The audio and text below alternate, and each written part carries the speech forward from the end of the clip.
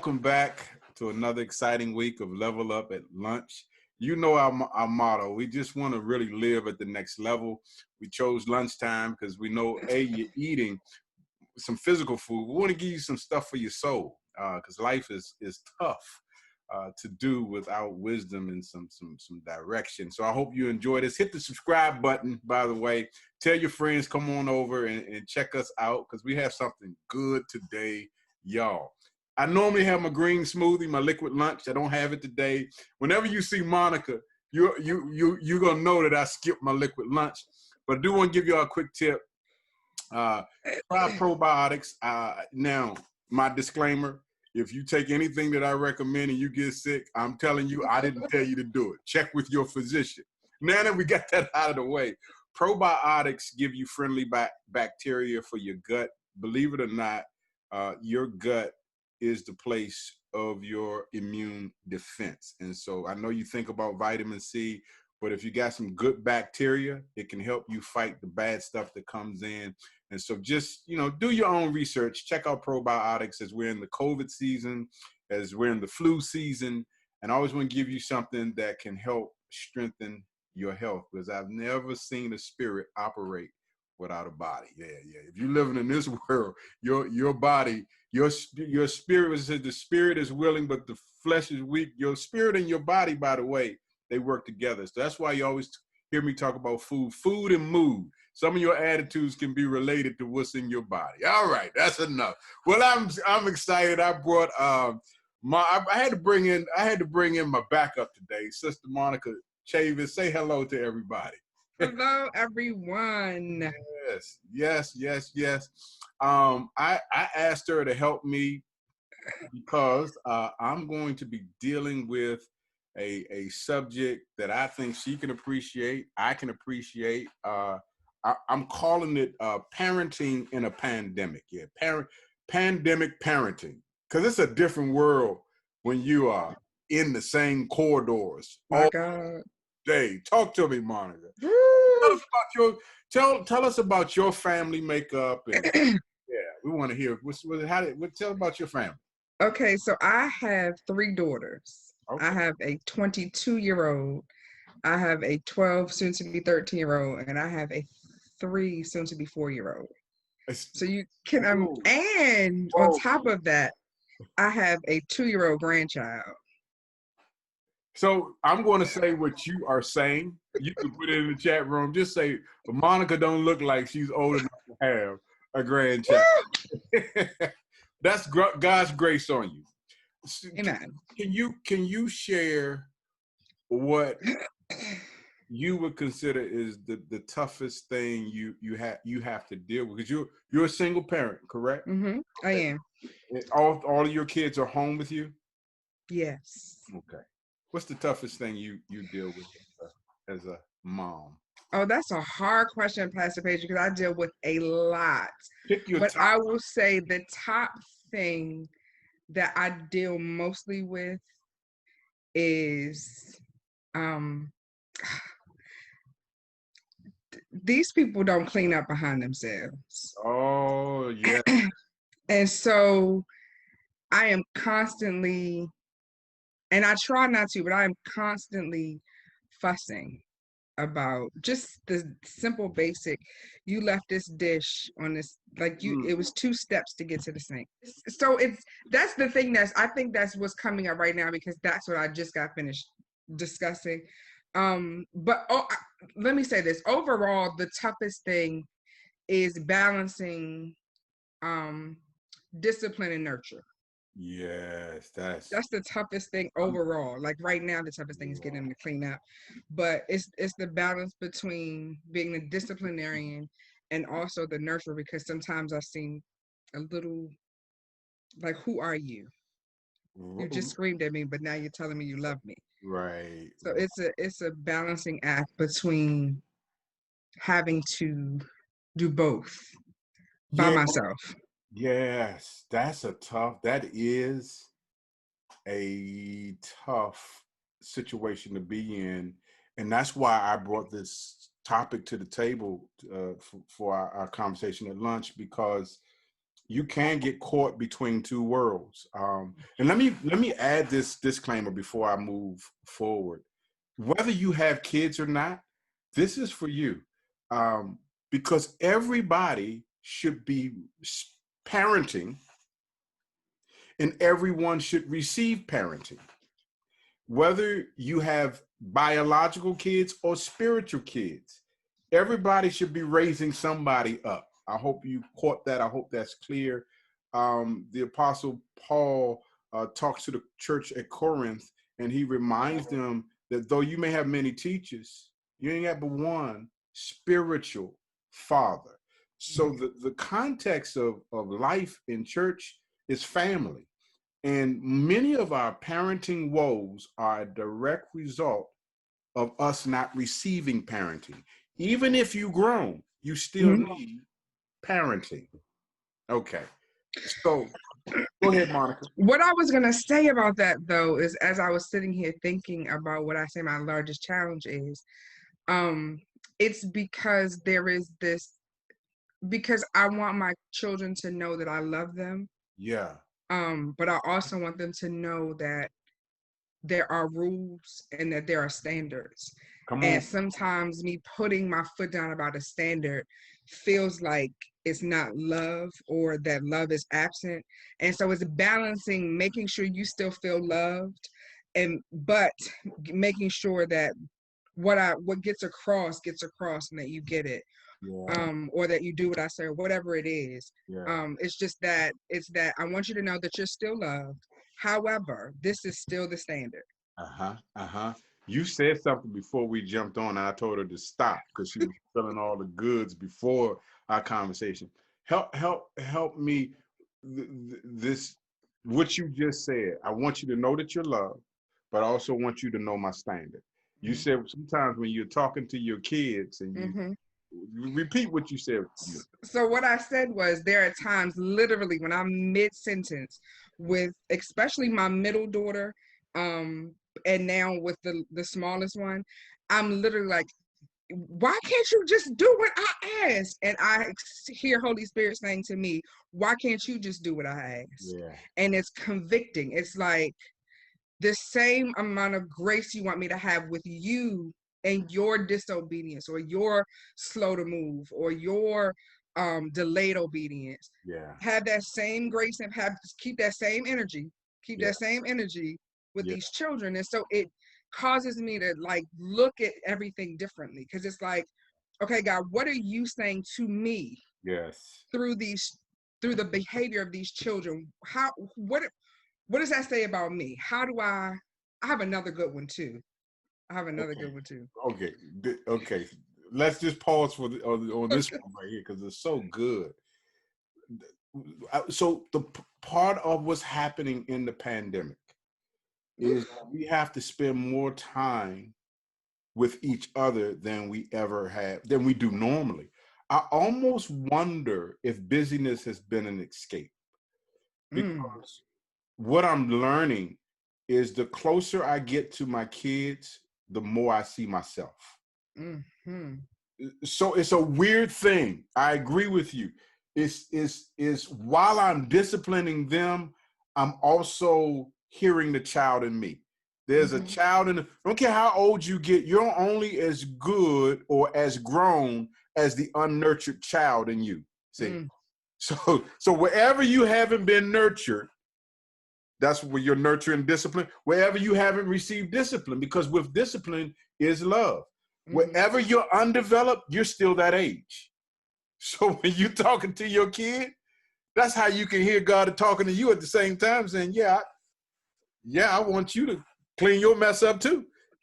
And I'm not just talking about your bedroom. I'm talking yeah, about your mess in your stuff. relationship life or the mess in your soul. So anyway, go ahead, Monica. You had to talk to me.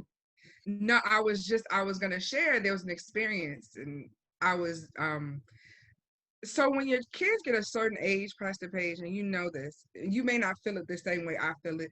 It's almost like, and I remember myself at 22, so I remember thinking I knew everything, and Mm-hmm. my mother she hadn't lived long enough to understand. Mm-hmm. And so I was feeling these emotions and feelings about my 22-year-old. I felt, you know, like she didn't appreciate me. She didn't value me. She, like, all of these emotions I was feeling. And instead of attacking her, I just kind of cried out to God about it. And he comes back with, oh, the same way you don't consult me when it's time for you to make it. And I'm just like, so all of my children are just this is just training ground for me. Because it was like, so you understand how I feel when you don't give me space to lead, when you don't when you don't value the knowledge that I have. And so it's one of those things, if you're open to hearing and receiving, you actually will be parented by God through your parenting. Wow. He shows so much, Good. reveals so That's much. good. That is good. Can I, for those who may be just tuning in to say, well, what is this? You know, how does this even help? I think what I'd like to encourage us to do, what I am learning to do, is be a little bit more patient. And Mm, let me give you a word: leave room for mess. Like mm, like the verse that I mentioned earlier when Paul says you only have one spiritual father. He said, I became your father through, as he shared the good news of Jesus Christ. The good news is that God loves you in spite of your mess. And sometimes when you're raising your kids, you leave out the message that brought us to Christ. If you don't know Christ right now, this is the reason why you come to him, because he said, I see all your mess, I still love you. In the same way, when you're closer, just be more observant, mm, listen more, be a little slower to anger, because there's a tendency, and Monica, you can tell me if I'm wrong. I know, at least with myself, I can nitpick, you know. mm. Me too. But here's what I'm saying: God doesn't do that with us. Mm-mm. He sees mess in our lives that we don't even want to deal with, and he just loves us through it. And so when you talked about nurturing, and when you talk about parenting in a pandemic, you really do have to say, Lord, allow me to be more patient. And how do you do that? Become a child. What do you mean? Ask questions. Talk. So my kid, let me give you an example. My son listens to music that's horrendous. I'm Mm, not throwing him under the bus. It's just, I'm like, dude. And so what happened was he started to say, well, he would hide from me mm-hmm. because he couldn't meet my standard. So he come in, he shut it off. I changed it. You know, he was playing the music, and I'm not telling you how to run your household. I'm Mm-hmm. saying I was driven by the statement I just made, leave room for mess, because Mm-hmm. you really want to get to know you and your child, but also get to know your child. And Mm-hmm. you want to balance, Monica, discipline with nurture. And Mm-hmm. so in order to do that, you got to become a child and just say, I'm curious. Why you like that song? Mm-hmm. What is it about that song that you enjoy? And you're going to be shocked when you engage your kids on a level of curiosity. Now, it doesn't mean you defect from correcting them and telling them it's hot garbage, but you can't start the conversation there, particularly as your kids get older. Mm-hmm. I want to pause. What did you think? What do you think about? So my statement: what's one way we can manage with our kids? Leave more room for mess. Be okay, because that's exactly what God did with me. If he would have nitpicked, I'd never come to it. Never come. You're right. Pastor H, when you say that, it brings up something else that I wanted to point out. Being close um, becomes real intimacy, right? And so where we used to go in our different spaces, I would go to work outside of my home. They'd go to school, daycare. We spend the whole day with other people. And then we would come back at the end of the day and end the day. And so it was very different because I didn't have to be as intimate with them. And when I say that, it left room for intimacy on the weekends. But every day I wake up, we're in the same space, you're doing schoolwork, and I'm wondering why you on your phone and still trying to navigate in this classroom, and I'm trying to work. And so there are these spaces of intimacy that happen with your children that start to reveal certain things, right? And so what I found is that so for a long time, it was just me and my oldest daughter. 10 years, it was just she and I. She was the easiest child to parent because she did exactly what I said when I said it. I didn't have any problems out of her. Anybody who knows me and knows her, no problems. My second daughter came along, and I was like, what is this? Right? And so That's what the happened, classroom. right? I was like, who are you? What happened the other day, I'm very, even though I get energy from being alone, I'm introverted that way. I am extroverted in a lot of ways. Okay. And so when I see people in the street, I speak. When strangers, I speak. I'll sit and have a conversation with a complete stranger. That's just who I am. My middle daughter is very shy and introverted. And so my mother always taught me, if you don't speak, you're being rude, right? Right. So I told her we were picking up the baby, and I said, speak to Miss Hayes, and she didn't. I got so mad because I felt like her not speaking was a reflection of me. Wow. Wow. And when I was backing out, and I was mad, Pastor, I was mad. I was like that's rude. Like, why wouldn't you? And they were some distance, so it wasn't like she spoke to her, and they were some distance. I just wanted her to initiate the communication. And she looked at me and she said, "Ma, have you ever been shy?" Wow. And I was like, "I am shy." She's like, "No, Ma, you talk to people all the time." She was like, "I get terrified when Wow. I have to say something." And so it made me see her in this intimate way that I've always, like, I've known she was kind of this other person, but I never got to really be intimate enough with her, spend That's, enough time with her that's to have incidents where she could say, "Listen, I'm shy and I don't roll like you roll. Honor where I am. You be you, do that great. I'ma do me. And let me do, because she's not shy with me. And she's not shy with people who she's comfortable with. But it never dawned on me that this is who she is, and I have to celebrate that and not condemn that. yeah. So it's much like the music. That's We good. just get to be intimate, closely intimate, Yeah. and learn about our kids Yeah. and Yeah. about That's ourselves. good. That is good. Man, we might have to pick this topic up again. I know I For talk too me, much. That's what it is. no, you did not. You were free. I'm still stuck on the caught between discipline and nurture. You messed me up the whole conversation. But you know, Monica, I think I want to leave y'all with a final thought as you talked about intimacy and really learning your kid. You know, kind of like to know that your kid is different from you. They Mm-hmm.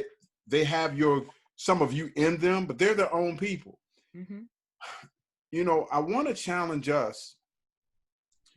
Sometimes it can help us to be more sensitive to our children when we're under somebody else that can do the same. What I find is it's easy for me to be a parent to my kid. Sometimes it's tough for me to be parented. And what I mean by that is, who do you have in your life that can give you direction you disagree with, but because you value and honor them, you change the way you move?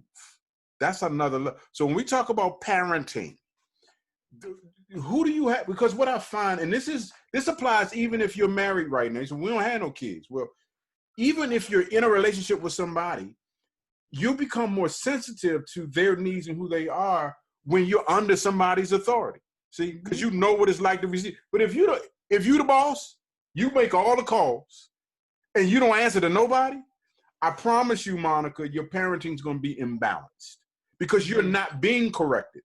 What keeps us sensitive is that we are under correction.